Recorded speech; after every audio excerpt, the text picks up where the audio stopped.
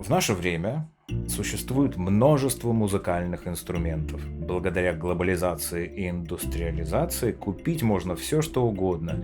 И здесь, помимо инструментов от известных фирм, хорошо себя зарекомендовавших, очень популярных, которые эти инструменты выдают в промышленных масштабах, есть инструменты от представителей так называемого малого бизнеса. И на мой взгляд, что-то новое, необычное и интересное гораздо чаще появляется именно у них. И говоря о новинках, а точнее об инновациях, о каких-то экспериментах, способных удивить современного требовательного музыканта, то на рынке синтезаторов, контроллеров, процессоров эффектов с этим все отлично. Но если мы говорим о струнных инструментах, а сегодня речь идет именно о струнном инструменте, так вот в струнных инструментах такой динамики что-то не наблюдается. Появляются новые звукосниматели, датчики, встроенные блоки эффектов, но появление нового инструмента, способного подарить музыканту новый опыт, новые ощущения и, как следствие, новые идеи и вдохновения, это большая редкость. И сегодня мы поговорим как раз про такой струнный инструмент. Новый, необычный, на мой взгляд, очень интересный, и называется он шаман.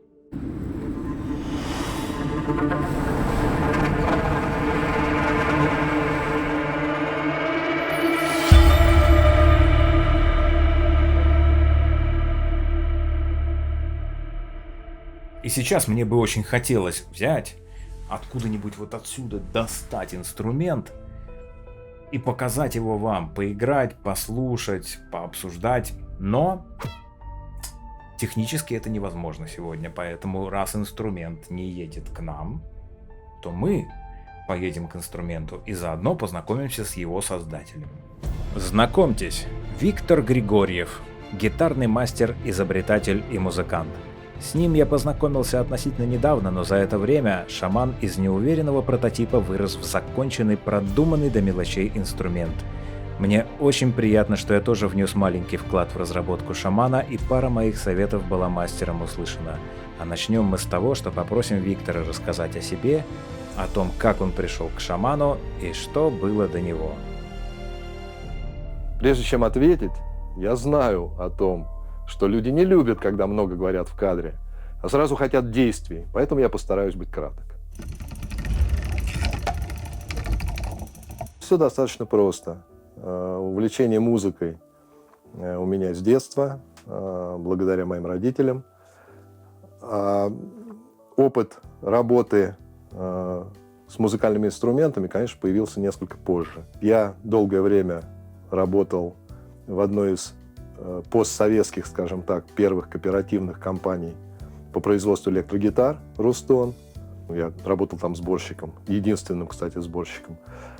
Из моих рук вышло порядка 850 инструментов, что дало мне возможность в дальнейшем эти навыки применять.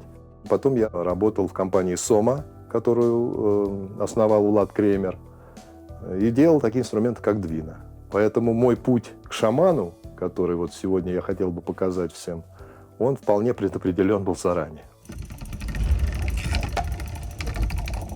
В шамане я постарался совместить и воплотить те знания, те навыки и тот опыт, который я получил, когда работал с электрогитарами в компании «Рустон» и с двухструнным инструментом Двина в компании «Сома».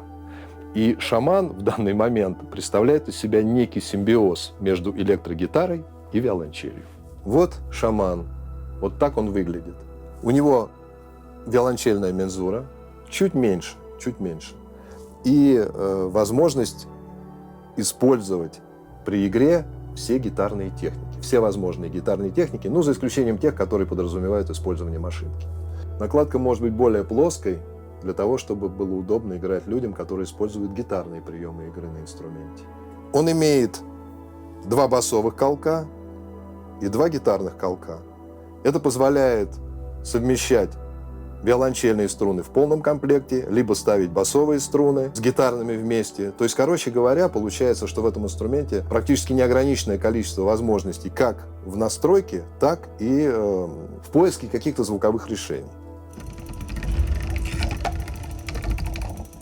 Одна из его основных особенностей – это то, что я в нем сделал 2 независимых друг от друга моновыхода, правый и левый. Поэтому каждая пара струн может быть выведена на отдельный канал и, как следствие, обработана отдельной цепочкой процессоров. Но при этом, если я вытащу один из шнуров, все 4 струны у меня будут звучать в оставшемся из канала. Есть ручка громкости, которая позволяет прибавлять звук и убавлять звук.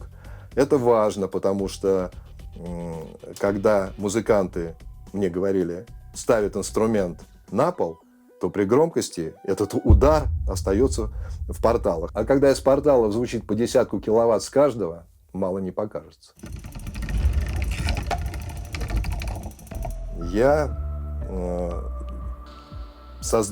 придумал большое количество упоров для того, чтобы обеспечить удобство при игре во всех возможных позициях и положениях, которые может принять человеческое тело. Это основная деталь, которая крепится к шаману для того, чтобы к нему потом в дальнейшем устанавливать все необходимые, идущие в комплекте с шаманом упоры. Ничего сложного здесь нет. Крепится это все одним винтом. Значит, есть упор для игры стоя. Есть упор для игры сидя, как я сейчас служу. То есть вот эти вот штуки упираются тебе? Да, вот они. Я могу инструмент вращать на них вот таким образом. Это инструмент, вариант для левши, поэтому он лежит у меня на правом плече. И могу менять угол положения инструмента и также его фиксировать. Вот сейчас этот инструмент у меня зафиксирован в центральном положении. Вот так я его могу зафиксировать под наклоном в эту сторону или в эту сторону. Вот и все. Вот так левша будет играть левой рукой смычком. С помощью этого винта. Вот винт ослабил и поворачиваю его. Повернул под нужным мне удобным углом. Это само собой, а это само собой. Есть упор для игры при ходьбе. Есть упор для того, чтобы играть, когда сидишь по-турецки. Или, как правильно сказать, чтобы было понятно, cross legs. Есть упор самый простой, чтобы вот опирать его на колено. Для удобства игры в сидячем положении есть упор в плечо. Сейчас я его тоже установлю. Он также крепится с помощью одного винта. Все пожелания, которые мне высказывались за то время, пока я придумывал этот шаман, я постарался воплотить.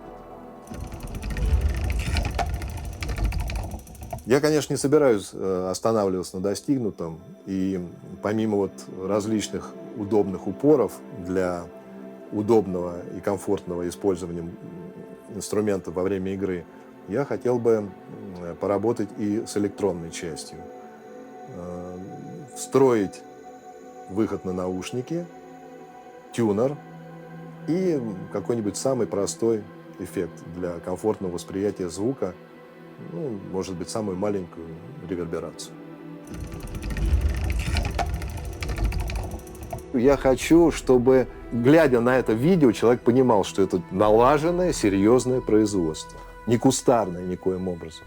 Вот все ролики, которые я специально посмотрел, вот таких вот, которые делают инструменты, они все выглядят таким образом, что человек рассказывает сам про себя, у него один инструмент больше нету, и, значит, как следствие, как-то не особо думаешь, ну, стоит ли вообще с ним связываться.